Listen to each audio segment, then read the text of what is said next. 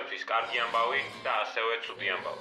კარგი ამბავი ის არის, რომ SMMA არის ჯერ კიდევ საუკეთესო ბიზნეს მოდელი. ცუდი კი ის არის, რომ როგორც ადრე აკეთებდით, შეიძლება ახლა ისე არ კეთდებოდეს. ადრეს მithქვამს და კიდევ ვიტყვი. სააგენტოს დაწყება ერთ-ერთი ყველაზე მოსახერხებელი ბიზნეს მოდელია დამწყებთათვის. სააგენტოს მოდელი არ არის ის, რომელსაც ყველაზე მეტად სწავლობ. განსაკუთრებით თუ ახლა იწყებ. საიდან ვიცი ეს? 2 წელი მართავდი სააგენტოს, კენგურუს, ასე დავიწყე ჩემი კარიერა. და ასევე დავეხმარე ათასობით ადამიანს იგივეს გაკეთებაში.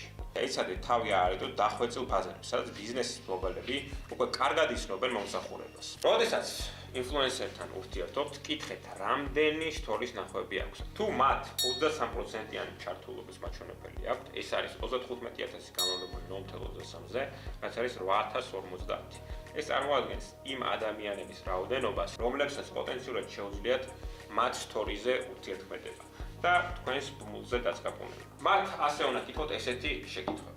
რამდენი აქტიური story view აქვს, average age of the audience, საშუალო ასაკი, top audience location, სად არის მათი აუდიტორიის ლოკაცია, gender breakdown, story views-ი 7 დღის განმავლობაში და link clicks, ანუ რამდენმა დააჭირა links არსებულ story-ზე 30 დღის განმავლობაში. ახალი გზით შემდგომ შეუძლია გააკეთოს მეტი ის რაც უყვარს ანაზღაურების მიღების პარალელურად.